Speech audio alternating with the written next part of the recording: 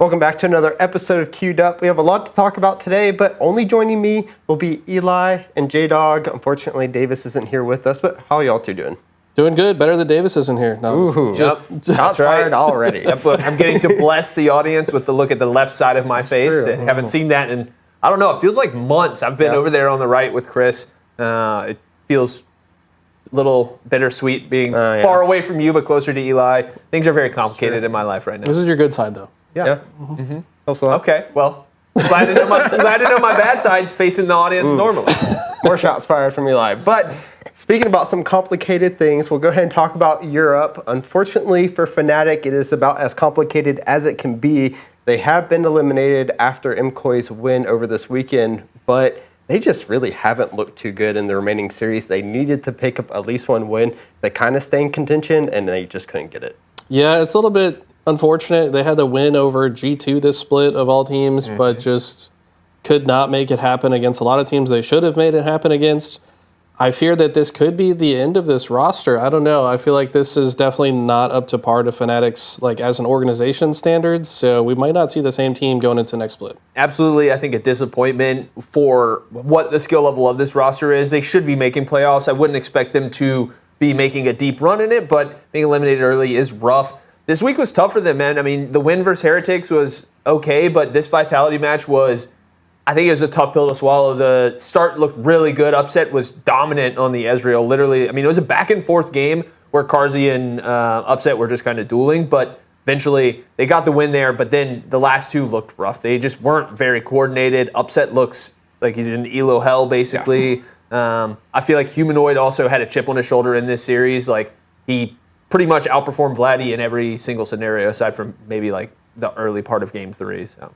It felt like a 1v9 almost for Upset. Yeah. They did really well, but it's just Vitality as a whole. I think they've been winning. They got into that losing situation a little bit, but Game 3 still felt like it could have been a flip. Even Game 1 at some points felt like they should have just been able to take the series, but I don't know. This Fnatic roster, as you said, they have a little bit more time in between Split 2 and Split 3 because you have EWC and MSI going on. I think we could see some changes, especially with some of those EMEA master teams doing really well so far. I mean, we've got to talk about it. I mean, it's going to be a part of the show, but Fnatic losing to an EMEA masters team as well. It's like there's not much more that could go wrong for this roster. And they've got a lot of time to figure it out. Hopefully they can. Yeah, I do think also Vitality looked really good in this series. In the two games, the last two games of the series, they were throwing like just such weird team compositions and weird strategies at them. They were extremely abnormal. You had the TF top in Game 2. You had, I think, Varus and Dinar in Game 3. It was very weird stuff, and they made it work. It felt like it should have been the opposite. Like, it felt like 2 years ago this would have been how it looked when Fnatic played against a fledgling team into the LEC, but now the script has been completely flipped. It has, and speaking of flipping the script a little bit, we'll move on to G2, because G2 did make sure that they secured their playoff spot. All playoff spots have been secured. We'll talk about that a little bit later, but they were able to come back, able to get that spot. Right now, they'll be fighting for more of a little bit of seeding. Now that we have those, I believe, 3 teams at the bottom there are sitting at 4-2 or something around there. So we'll have to see. They do have a triple weekend coming up when we talk about the road show, but it must feel good to at least solidify their spot in playoffs right now. I mean, is anybody surprised? It's G2. They always find a way to make it. They always struggle. They eventually make it, and then they just obliterate everyone. I'm not so confident they're going to obliterate everyone in playoffs this time. A lot of the other teams are stepping up, and maybe they're losing a little bit of aura, but who knows, man? They could just write the same script they always write. Yeah, they definitely could. I think it'll be interesting, too, seeing what I'm kind of thinking of as like the playoffs before the playoffs, this Madrid roadshow, you know, 3 matches back-to-back on land. All good teams. Against tough teams. Yeah, maybe we'll see about Giant X, but I think that team is good enough to absolutely throw a little bit of a contestation against G2. So if they look good in this one, I'm very positive for them going into playoffs. And even if they look bad into Madrid, there's always a chance that they turn it around when it matters. Yes, and we can just go ahead and go right into the Madrid right now because all these teams are locked into playoffs now.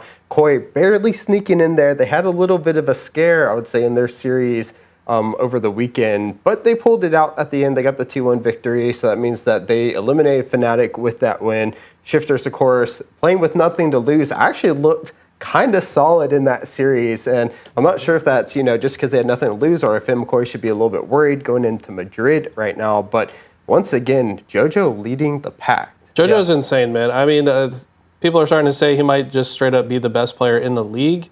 And that's how he's playing right now. I mean, we've seen him not quite play to this caliber in the past, but now it feels like he's really comfortable and he's just taking over games. Like, frankly, without him, I don't know if this Movie Star Koi team would even have made playoffs, but he's made such a tremendous difference for this roster. Yeah, and in the LEC, which is, I feel like, a league that has always been championed by strong mid laners, that's what you want. I feel like MKOI can, even if this season doesn't go the way they want, which I'm kind of leaning towards it, maybe not. Like, it feels like the stars come together and they could be the top team, but on a normal day, they're gonna struggle against a KC or a G2. But JoJo's the piece to build around. He's dominant. He can play every style you want. He can play the control mages. He'll get on the Silas in game 2 and look solid too. So, love this guy. So we're speaking about that right now. Does that mean that Jynxzi is probably their only secured win that we're thinking, or do you think even they may struggle against them? I think it's the most secure win possible. I don't know if it's really guaranteed. They're blessed by having to play them first. You know, I feel like some of these other ones we get to see KC versus G2 on Friday. Or wait, is it Friday, Saturday, Sunday, or is it Saturday, Sunday, Monday? Friday, Saturday, Sunday, yeah. So yeah, we get to see KC and G2 playing on Friday. I think easing into that and playing Jynxzi first and then playing the big boys to follow, it's a favorable position to be in for MKOI, but Jynxzi isn't a cakewalk. You know, their bot lane could, I think, really step up, could truly punish Supa and Alvaro and maybe take the ball out of JoJo's hands. Yeah, I agree. I think Jynxzi is still a solid roster. They're definitely the weakest at the road trip, but you can't count any of these teams out. It's the LEC. Anything can happen. Yeah. And Jackie's, I think, is a mid laner very similar to, like, Dark Wings in the LCS, where I think he does a good job of neutralizing other strong mid laners. Like, he might not pop off and fully carry it for you, even though he has had those games, but he could take a back seat, play the weak side mid, and, you know, just 100%. force JoJo into some tough positions. And when JoJo has to make 50-50 decisions, it can get a little hairy. A little hairy. We'll have to definitely see Merwin. I definitely think needs to, pick up because there's a lot of good top laners at this. Yeah. I mean, everyone, as we said, is kind of a top team going into this, road trip, which is pretty good for being at the last week of LEC before playoffs. But at the same time, MKOI, this should be their home crowd. They really need to step it up. Merwin, I think, definitely needs to step it up after his last couple of performances. Yeah, we're witnessing kind of a weird shift in the meta where top lane is like a lot more important now. So I do agree that Merwin. I mean, I thought Merwin actually had a pretty good series against Navi. We saw the Varus top come out. He doesn't usually play range top laner, so he actually held his own. He played fine. So yeah. No, I do think the meta is it's been weird because the meta it's like Merwin played AP Varus top, but now that like Varus is up there as like a more traditional marksman and everybody else is playing all the other weird champions, I feel like this would be a meta where Merwin would really dominate, but instead he's been a little quiet. I'm not sure what's going on with it. Maybe the shift after that new patch came out for Season 2, maybe he's trying to adjust to a little bit more. I think like the rest of them, we'll see maybe some of those adjustments in champions, what runes are being taken, what items are being taken as we kind of get further along and they're a little more comfortable with it. But let's go ahead and talk about KC right now. As you said, they probably only have to win 2 to get to that first place because they do have the tiebreaker over Vitality. But could we see them go undefeated this weekend to end the split? I actually think so. I think this whole team has been playing insane. Yike has really stepped it up. We've seen some like tough moments for him in the past, but he's looking strong. Obviously, Kalist and Busio in the bot lane, they are a very fearsome duo. If they just catch G2 slacking, I think this team can just go 9-0. Yeah, I'm wondering how hostile the crowd will be in Madrid to them. I feel like maybe if this was the only road show that KC would probably still get a fair bit of support, but they just had their home crowd. They just had all the support. That same crowd's going to travel to Madrid. It's not that far. True. They're going to have... But they'll be outnumbered at least. I would say maybe like 2-1. Yeah. Probably like 30% or more of the crowd. I see. As that crowd travels out in force. Yeah. I guess it depends on who got the tickets first to get their side in, I guess, for that matchup. Right. Plus, I think, they could be the type of players that they power up when they're being rooted against, right? Yep. Like, that's definitely the case with a lot of players. So. Yeah, and I think they will be set up to succeed, and I think they're going to do good this week. The team looks really solid, and I think the format, we talked about it ad nauseum week after week, I think it works in their favor, and they're they're peaking at a good time. Yeah, definitely we'll have to see it because I do believe that first match for this weekend could kind of set the tone on maybe who has the best record this weekend between G2 and KC. Those are my two favorites kind of going into this. I know Koei has a hometown buff, but they just haven't been playing up to the level that I expect them.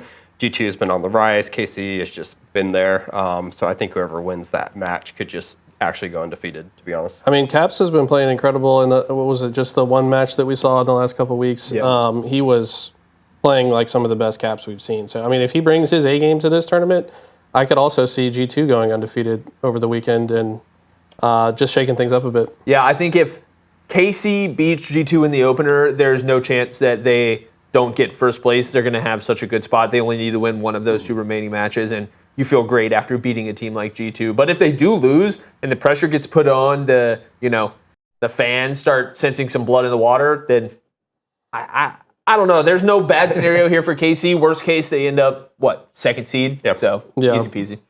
Well, we did touch on about this a little bit earlier. We'll go back to it. We did have two of the EMEA master teams actually win and knock out some of the LEC teams, which is a little crazy to me going into it. The Fnatic one, I think we talked about a little bit last week, but this was the best possible matchups for both of the teams, Galleon and Solaris. So right now, it's looking pretty good for them on their little bit of a run here. Get some little confidence behind them. Yeah, to be honest, this actually didn't surprise me because, I don't know, this is just the nature of a franchising model in general where I feel like the bottom teams that are in the pro division probably, they get beat up so bad that they lose confidence. Maybe they get complacent. They're earning a paycheck no matter what.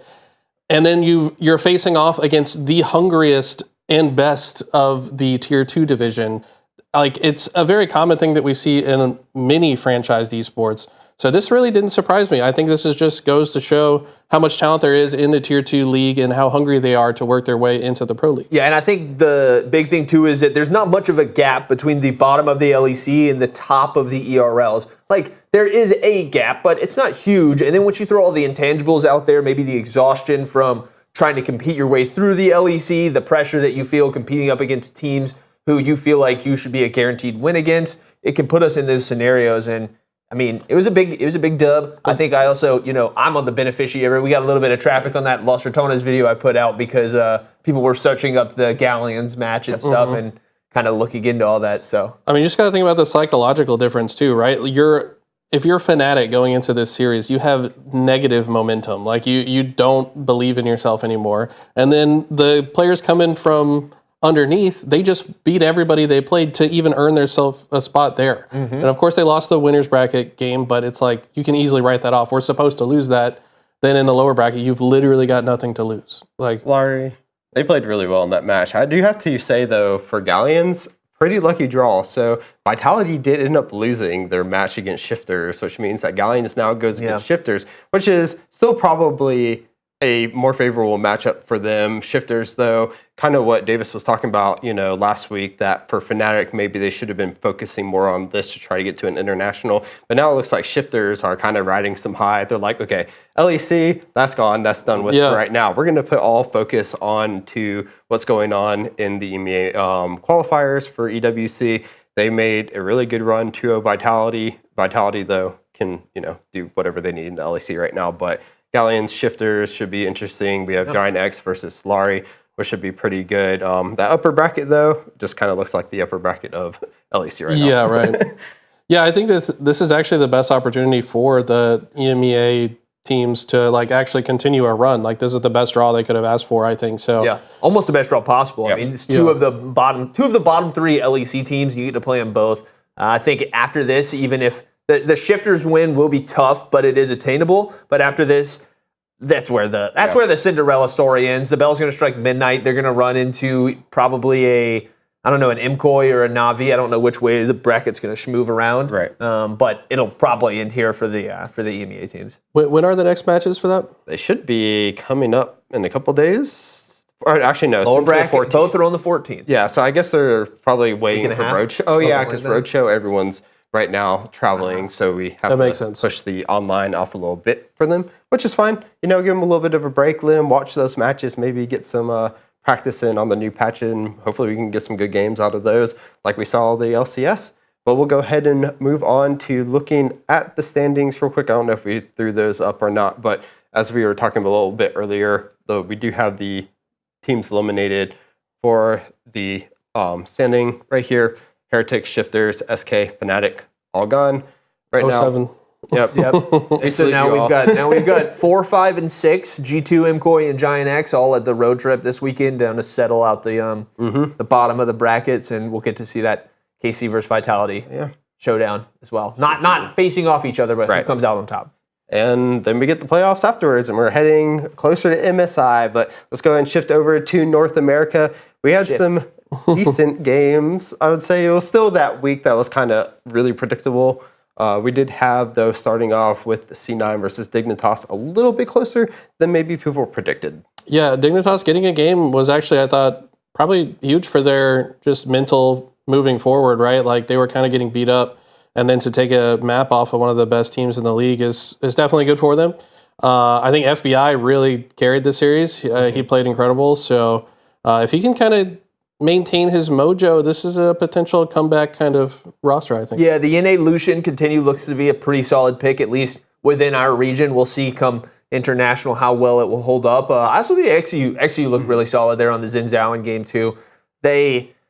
I also didn't really like the C9, the Thanatos, the Varus, because here's the thing the way I look at it. Thanatos is going to have pressure and he's going to dominate top lane, even on a traditional top lane pick. So you don't need to index into that even harder. I feel like just give him Renekton, even give him freaking Ornn, and he'll get pressure. I mean, do you think that this could be partially him just trying to get reps on the champion against a team that they're supposed to beat? Like, yeah, I think there's some value to that, right? Like he wants to be able to pull this out against the likes of Lion, later in the series. Later in the split. Maybe he just wants to get some reps on Varus. I just don't know, honestly, even about the position for it in this game. Like you're playing against.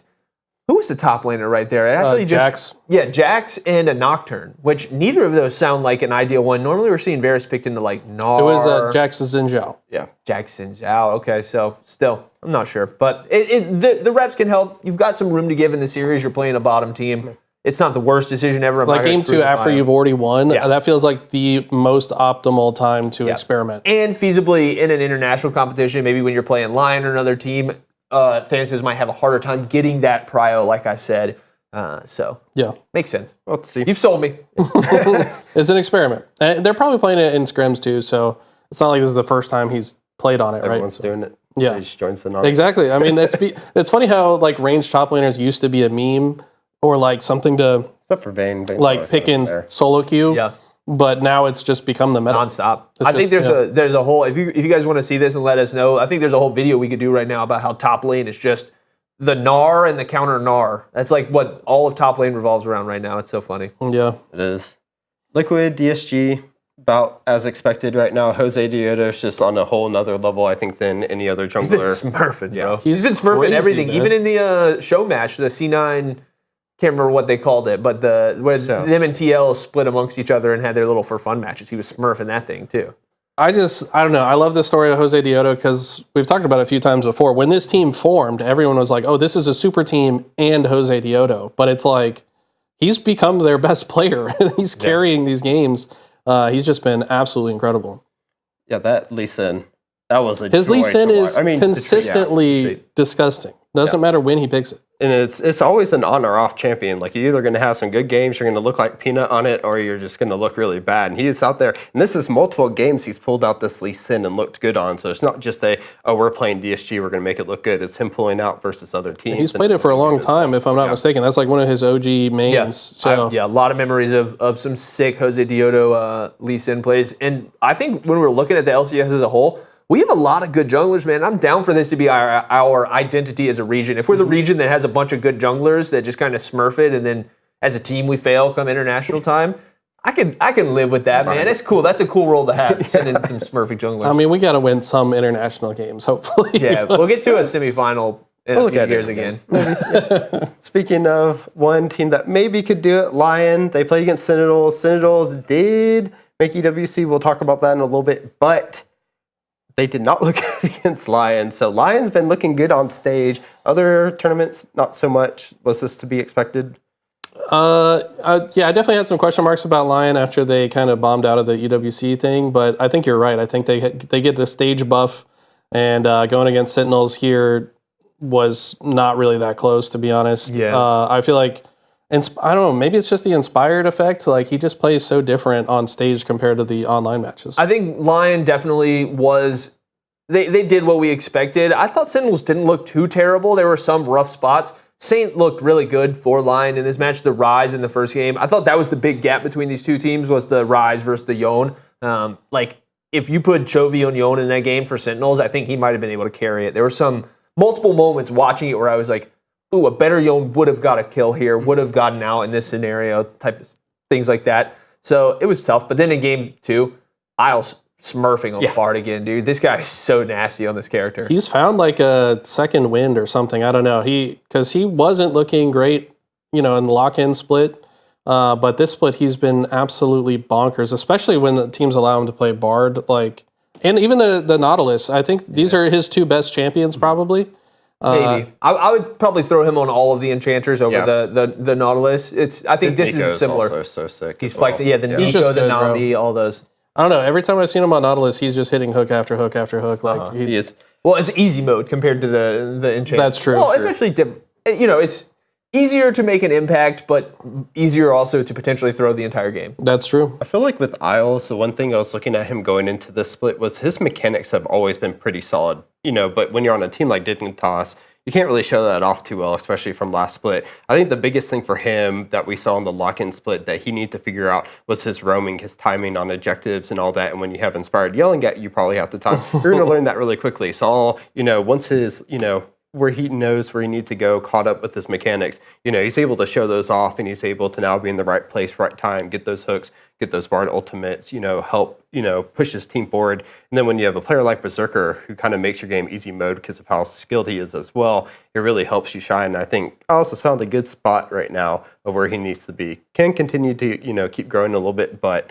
I think he's really fit in with his team now. Yeah. I think he figured out what Lion needed and has focused on filling that role for them, and he's done it well. When you have a very dominant, talkative player like Inspired in the jungle, you just need to play your role and figure it out. Just listen to Inspired, bro. That's all. And then execute. Yep. Don't F it up. Yep.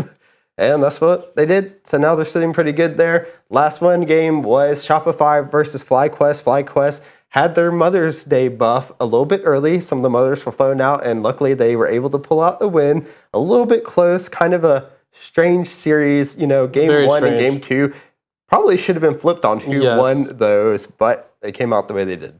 Yeah, this was definitely a weird series, in my opinion. I think it kind of showed some of FlyQuest's weaknesses to where, if they made the same mistakes against a better team, they probably just lose outright. But, they're still able to claw their way to the Game 3 win. The Game 3 was pretty decisive. They didn't really fall behind. But you're right, Game 1, it was that should have been Shopify's. Game 2 should have been FlyQuest. It was a weird. There were some moments in those first 2 games where I was like, this is very low quality League of Legends. Like I was legitimately if we pull the nameplates off these, this could be platinum level solo. I mean, they were looking pretty tough. But then I don't know. Game 3, I agree. It was close and interesting. I thought Shopify was throwing some good stuff. There was a moment with Fudge on that Scion around the Drake pit where he perfectly comes in with the ult, hits a 4-man knockup. I was like, Shopify's about to do this. We're about to have to flip things on their head. I really thought it was going to be a bad day for Chris if FlyQuest lost. Yeah. But they do pull it out. So They did pull it out. great work. Yeah, I mean, we're getting Griffin on the shin again, but she's looked pretty good on some of these weird and tanking engaged tanks that we don't see as much. And Nasus, the shin, he's pulling these out just, and he's looked really good on them. I did like Gakos on the Anivia. That actually looked pretty good. He was bullying Fudge at the top lane. Gakos has been playing really good, I think. I think he's really coming into his own and finding his confidence. He's been playing lights out. No tanks. He didn't play any tanks this he just needs to carry the game, man. I love it. Quad, though, a little bit of a better series. Not the best, but seems like he's finally getting up there just a little bit. And Cryogen, I think Cryogen's been looking pretty solid. Yeah. Cryogen never had the phase where he was like struggling. I don't think he just kind of immediately was performing. So Yeah. I feel like if we took Cryogen and put him on Lion and Isles spot, he would be doing just as good as Isles. It's literally just like they're very similar players. Yeah, like just two plants of the same quality that have been planted in different gardens right now. That's beautiful. Thank you. That's beautiful. So let's take a look at next week's matches here before we get into EWC. So we'll take a look. Some bangers. We have some bangers coming up. Finally, some decent looking ones. C9 versus FlyQuest, Lion versus Liquid. But do any of those first Saturday matches stand out for y'all? The Battle of the D. Yeah, Disguise versus Dignitas. That's the one I'm going to be tuning in for sure. Yeah, Disguise, Dignitas. Like we saw, Dignitas getting their win in a single game against Cloud9 is at least a little bit of momentum they carry with them. DSG's been up and down, rocky. So yeah, I think that'll be a good one. Shopify Sentinels could be good, but I just feel like Sentinels has too much momentum right now, especially after their EWC qualifier. So I think Sentinels should take that. And yeah, they're definitely, I would say, the better 1-4 team when you're looking at. Oh yeah, the fact that they're eye test, everything looks much better for Sentinels. So rough for them right now. Yeah, the fact that they had they're a much tougher strength of schedule to Yeah. lead to this 1-4. Right. for sure. Because next week I do believe they have Dignitas. That's their last one because they've already played FlyQuest. Correct. That's their one win right now. And you can end on that good note. But it is kind of, I think, close to a must win for them this weekend, though. Because if Shopify do get that win over them, then it could be some weird tiebreaker in between both of them. Yeah. And what, Right we now. need top 6? Top 6, correct. So That's a good point. I mean, being the two teams that are 1-4 playing against each other, the winner of that has a significant advantage to be the team that ultimately qualifies. especially if they can get a 2-0 in that Yeah. as well. So big matches. We'll look at the standings, though, here. And not much has changed. We have those solidified top 4. Again, whoever can win between the Sentinel, Shopify, and even at this point, if Dignitas can even get a win right now, this would probably be their best shot versus Disguise this weekend. They have to win this. I mean, I think if they lose this, they're fully out of contention and they got no chance. But Yeah, the other interesting one is Lion versus Liquid. yeah, that is a really interesting one. If Lion beats them, then they would be tied at 5-1. So just kind of curious how that's going to play out. I think that could go either way. I think the big one for that one will come down also to map score. So if they can get that 2-0, they'll move over 11 to 10. But if it's 1-1, then they'll be at the exact, 2-1 for They'd Lion. win the head-to-head, They would, they'll win the head-to-head, but they'll be in the same there in case anyone else. And I kind of feel like we actually we don't need to spend a lot of time talking about who we think is going to win that series. I think that question will be answered later in the fantasy picks. I think that's true. who you have on your team, whether it's TL or Lion, that's going to be who do you really think is getting the dub. That's very true. But we'll go ahead and talk about one team that we said has been unlucky, but they had a very good run in EWC. It is Sentinels. They will be our first representative and first seed representative for EWC when time comes. And I mean, what a run. Barely dropping any games. Their toughest matchups were against FlyQuest, but they still come out with the 3-1 at the end in the grand finals to move their way to their, I guess, first overall international. They went to the America's Cup, but now they'll be facing off against every other region. Yeah, this was actually one of the more exciting series that we've had recently. Obviously, that's been kind of snoozer matches in the LCS, like actual matches. I wanted FlyQuest to put up a better fight than they did and maybe force a Game 5 situation, but Sentinels just looked really solid. They frankly didn't make many mistakes. They played the macro game really well. I think FlyQuest kind of botched some of their team fights when it was important, like around the Drake pit mostly. But overall, Sentinels, I think, deserved it. The well-earned slot for EWC. This series was kind of the opposite of what we were talking about for FlyQuest in the LCS. They were picking no tanks for get-goes. This one, picking a lot of tanks and really struggling. Whereas, for some reason, Impact and Sentinels are just having the freedom to do whatever they want. They're picking Smolder top with the Lee Sin jungle. Like, they're just having fun at the headquarters and vibing on stream and winning their games. Yeah, I wonder if they're playing the I know you studied us, so we're just going to pick something that's that counters your counter. Yeah. You can't predict what I'm going to do if I don't know what I'm going to do. Exactly. That's a great sign, but I can't read. So, that's kind of what it felt like watching some of these drafts, to be honest. Smart move, though, by Sentinels, spending out that Nasus. I think throughout the majority of the series, they're like, we're not going to run into that. That's just been a bane in our side, bane for everyone. That's big time respect for Griffin's Nasus to ban it throughout. So He's definitely been playing really well. That series, there were like maybe 1 or 2 good fights in game number 4 from at least evening up the series and going to that game 5. But, Sentinels, they have that experience, and I think it really showed at the end with that level that they have, especially Impact, who he at the end really came up big, as you said. I believe it was like that last one, they were just like walling them out of a Nivea wall. They could not get into the Dragon, lost game, and it was just kind of cooked. But that's what you need. It was also one of the only times I think we've seen Griffin lose on the Pantheon. Recently. Yeah, he started really well. I think he started like 6-0 or something, but then just the other team scaled and he just couldn't really do anything towards the end of the game. I want to say he was on 6 kills like 8 minutes in or something, and then finished the game with like 7 kills like 20 minutes later. So it was a rough end game for him. It was. But congratulations, Sentinels. We will hope you do well at EWC when that time comes.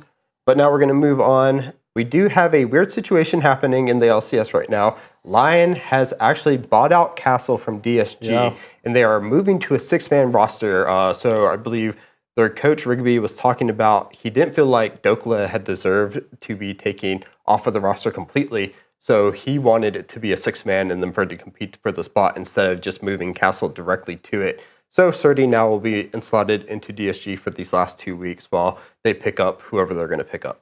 Yeah, I think this is a really cool opportunity for Surdy, who, was it last year he joined, was it Lion super late because they had some visa issues, and he actually performed pretty well. So excited that he's getting another opportunity. The Castle move is like a little confusing to me. I feel like Castle and Dokla have been kind of similar player archetypes this year so far, where like they have some really high highs but also some really low lows, and they both like to play a lot of champions. So I don't know, this will be interesting to see how it pans out, if they can kind of take some of the meta from like Korea and China where they have this 6-man roster and like make it work where you slot them in and out. So I don't know, I'm curious to see how it pans out. I'm kind of torn on it. I like the move of Castle coming to the team potentially over Dokla. I feel like very similar to what I was saying earlier about Cryogen and Isles, is I feel like both of these players are of similar quality and they've had similar outputs in their games, but Castle was doing it with Disguise, whereas Dokla was doing it with Lion. So on one hand, it's very easy for the other. But on the other side, I'm not the biggest fan of this because I feel like Lion is trying to have their cake and eat it too. Like, they know in their heart of hearts that they need a better top laner than Dokla, but Dokla is not playing bad enough where you can just make the switch. So instead, they're going to tiptoe this line, try to play them both. I kind of worry that that's going to, in the long term, lead to them not having as much good practice and will end up burning them. Yeah, I mean, also kind of thinking about how, like, last year, it's not exactly the same with how FlyQuest brought in Gakos last year for Bwipo, but at the same time, you have to wonder, in this week, do we see Castle play? He hasn't had enough time. Would he really end up playing against, this weekend in their match? Probably not. So when do you start slotting him in? Do you risk something in playoffs, depending on where they fit or not? To me, it's kind of weird. I think, like, long-term, Castle has the potential to be a much better player. He's younger. He has really good mechanics. But at the same time, where you always talk about the inspired type of team, right? And I think Dokla has finally fit into that spot of where he knows how Inspired wants to play, so he can play it. Can Castle fit into that spot, in a short amount of time before playoffs, before MSI, EWC? Yeah. If they make that, if they win the league, we don't know yet. One thing that I think is also in Lion's favor for this move, the player that they're bringing in, Castle's a Korean player. He is an import, but he's not someone who they have no experience playing against. They've played against him a ton in the LCS. They've probably scrimmed against him a ton. So they have first-hand data on how does Castle do versus Dokla. And the fact that they're doing this makes me believe that the record's pretty favorable for Castle. Like, when you know that this guy has just been dominating your top laner 1v1, it's probably going to be... I wouldn't expect it to be the opposite. I'm curious if there's like not much overlap in their champion pool. Like, I mean, obviously there's the standard meta top laners that they both play, but then there's like the fringe picks that come out in games 4 and 5.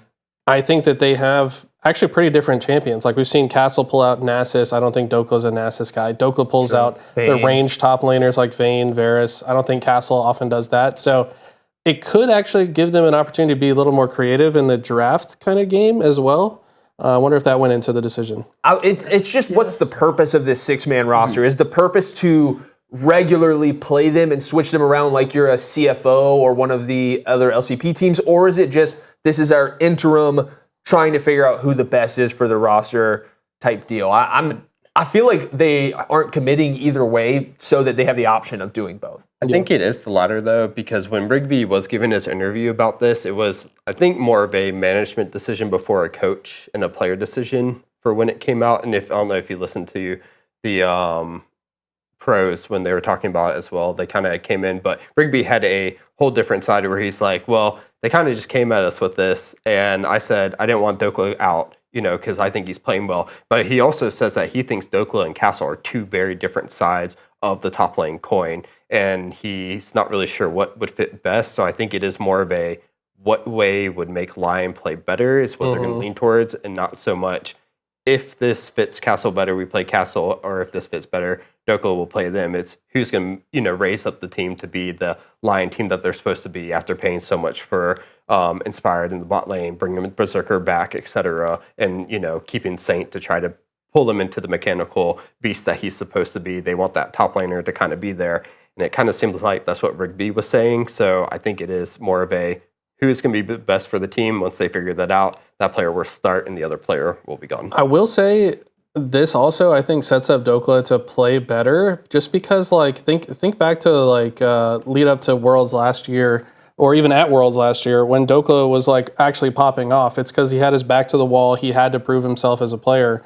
And now it's like, okay, this other guy's coming after your job. I feel like he's the type of guy, he's going to step up and play even better, to try to maintain his spot on the team. So yeah, it'll be interesting because it's a slightly different form of backing into the wall pressure. It's not like it's me versus my opponent. It's a little bit more complicated. It can be like me versus my organization or me against my own teammate. So there is some difference there. I think Dokla will probably step up. I think it's just I don't think it'll work well, mostly just because it's a grass is greener. You're going to be burned either way. Yeah, it's unfortunately a kind of a reverse Sniper 100 Thieves, because he was brought in, to kind of be there for Sniper, be that backup. But this time, now it's him and then Castle coming in, and this is where he's experiencing it from the other side. Yeah, the only way it would be more like that is if it was his coach. Because technically, he was Dokla was Sniper's positional coach. Yeah. Right now. So, it should be interesting. I mean, we'll get to see this weekend on whether or not Castle plays. I personally don't think so, but I've got him on my fantasy team. I do too, because he was cheap as hell. I'm joking. I don't actually. Well, we'll talk about Eli's fantasy team a little bit later.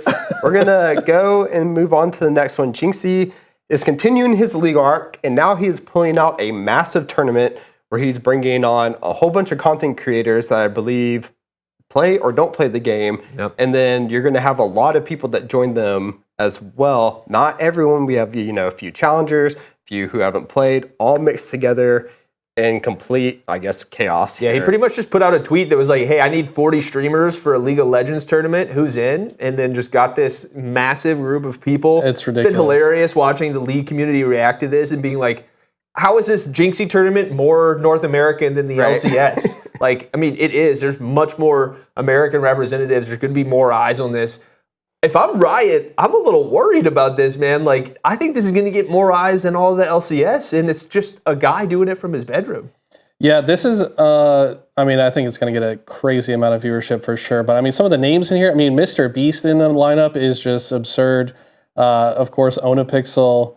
The names are off the charts for this. Mm-hmm. I think the coolest thing about it, though, is one of the rules I was hearing was that the challenger player on the team has to play support, and they are not allowed to play a DPS champion. So that's only going to be their best player in the support role on an enchanter, and then having to probably micromanage the whole team, which I think will create some really funny moments. Can you imagine Tyler 1 is the support and he's got Onapixel running it down beside it's going to create some hilarious moments. Yeah, and a bunch of these pros and the challenger level players have just gone out and said even if you feasibly could cheese the rule by playing Karma support and CSing with a support item, if you do that, you're just cringe. They were all saying that, so I do think everybody's going to be on the mindset of fun over try hard. Yeah, I hope so also.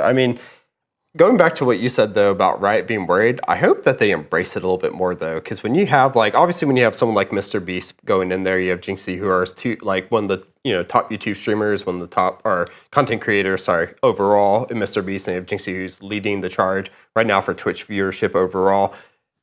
Those going to get eyes onto your game, and I think you just embrace it, promote it, because you're never going to beat that with LCS, regardless if it was in peak LCS form. You just don't beat those numbers, regardless, when you have Mr. Beast, the likes of it. So I hope they just are like, okay, this is cool. Like, how can we maybe help you with this? Can we throw in some incentive for the players as well? Help them get unlocked accounts for all the people who maybe haven't played the game before. Yeah. Like they did help with Jynxzi, gave him that account that was level 30, started with Iron, and maybe we can see some of the people who don't play the game put in a little bit of practice, kind of like Jynxzi has been, and the good times, bad times, I'll just fall into one. Yeah, no, it's going to be super entertaining, I think. I think there's just going to be so many clips that spawn out of this.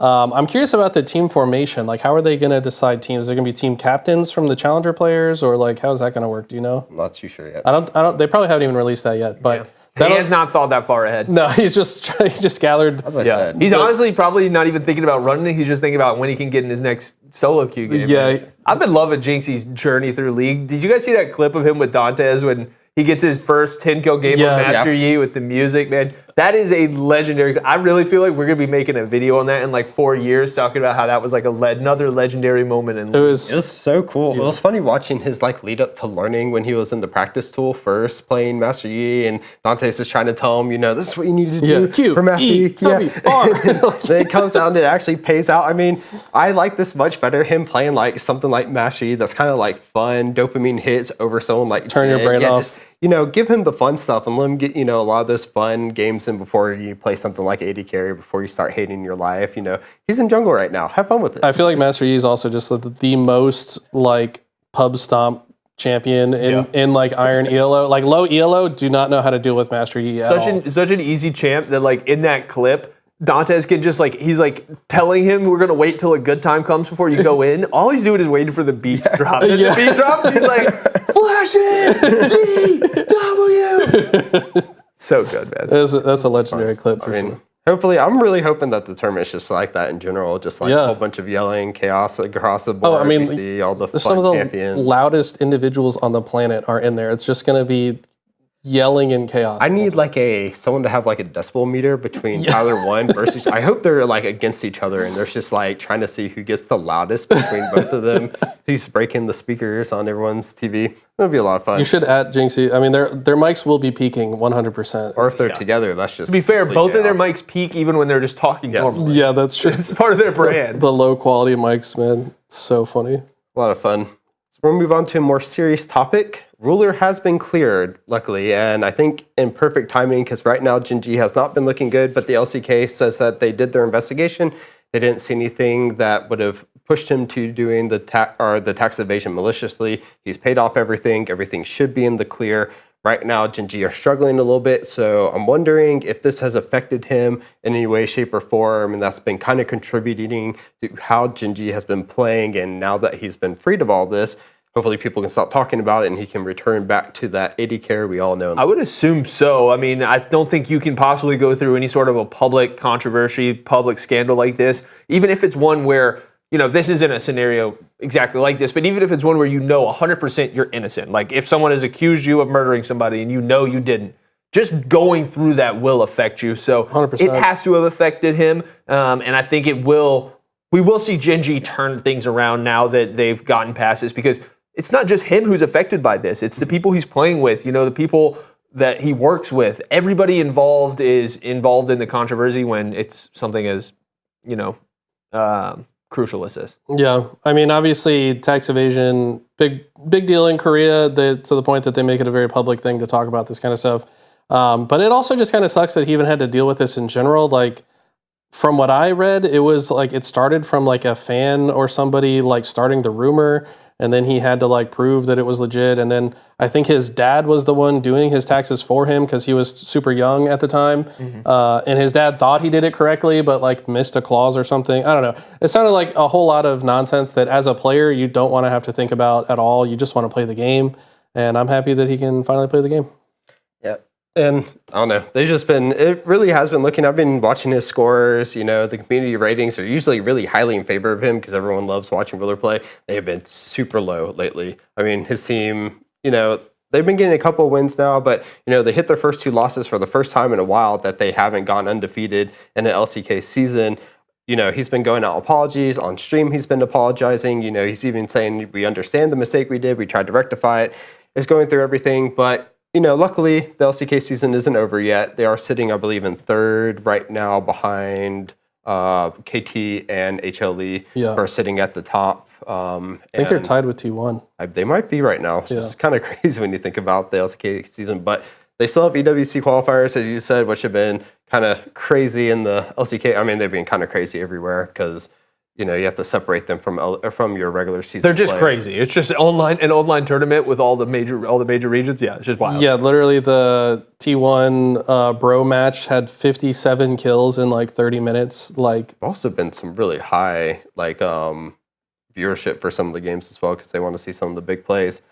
Jynxzi though, hopefully, do you think we'll see their bounce back and they'll get to EWC or MSI, or do you think we might miss them for this split? I mean, it's Jynxzi, bro. Like, you can't really doubt them. It is.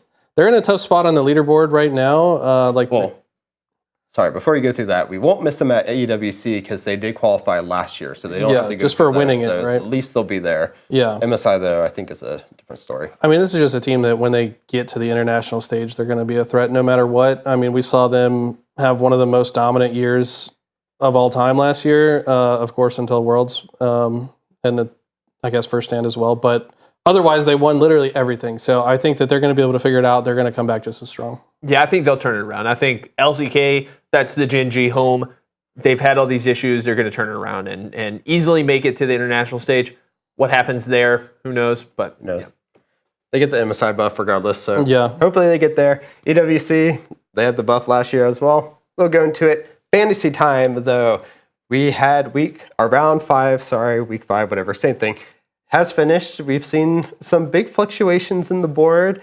Taddy Takeover came out swinging. Guess what? He's not here, so we don't get to talk about it. We're going to move right on. But, I mean, RNG's Big Pat coming up in 2nd place. Yeah, I mean, I didn't even look at this until right now. So the fact that me, you, us 3, we were all separated by less than a point. 1.2. Yeah, like that's crazy. And we're on the bottom of the leaderboard. I think we had similar rosters too, just because like this was a week that was pretty predictable as far as results go. So APA letting me down. I don't know. APA has been in a weird spot a little bit.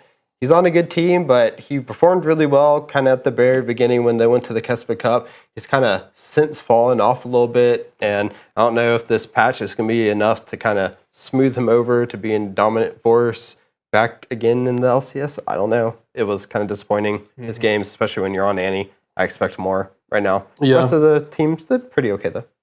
For sure. Well, let's talk about our rosters for this week. Yeah, but or overall scores. Overall scores first. Oh, we got to look at that. Yeah. I got to gloat a little bit here. Okay, all right. My bad. I got to give you my time to shine because I'm still in first. Yeah, 725 is a pretty crazy score. I think you're setting a record for our office fantasy in the last few splits. Yeah, Davis's last week definitely helped him out a little bit there, push him into the 700s. But we do see everyone else kind of filling out. Tanner's trying with his variety close buff. to 600. Yeah, almost there, Tanner. We'll see his week this week. We'll have to take a look at that. But we can go ahead and jump in. Yeah, salty with my help last week, but it's the variety buff. I did my best. I can only work with so much. You look at Pat. Oh, wow. I helped Pat, but you came in 2nd. So if we didn't have the variety buff, Tanner, it may have been a little bit better. Why didn't you take the team that you gave to Pat? Because you would have done better. Because I just want to use up all my points. Oh, okay. Charity. He's giving out charity. A little bit of charity work there. Understandable. But I'll go ahead and jump off with my team first here. I did make a couple of changes based on the games for coming in this week. Okay. So I do have Dokla in the top lane. I kind of want to counter what Eli was doing. We'll talk about his in a little bit. In the top lane, at least. We have Hambach. I think this is a good time for him to shine with his game coming up. Saint doing really well. Berserker can't really go against them. And then Vulcan, I think, will do well regardless of who wins this weekend between FlyQuest and C9. So I think he's just kind of safe points. And then I do have Golden Glue sitting in there as well. Hopefully they'll get their first win versus Shopify, or their second win versus Shopify. Nice. So you're leaning Lion over TL. Mm-hmm. Nice. Yeah, very clear. The team is very different from mine. Curious to see yours. Up me next, I've got Thanatos. I've got a lot of C9 here. I think they're actually going to look pretty good against FlyQuest. I feel like the data might point the opposite way because they've been struggling recently, but I've just got a little bit of a good vibes feeling. So I've got Thanatos, APA, and the coach narrowed down there. Then I've got Humbach and a couple Lion players, the Lion bot lane, Berserker, and Isles.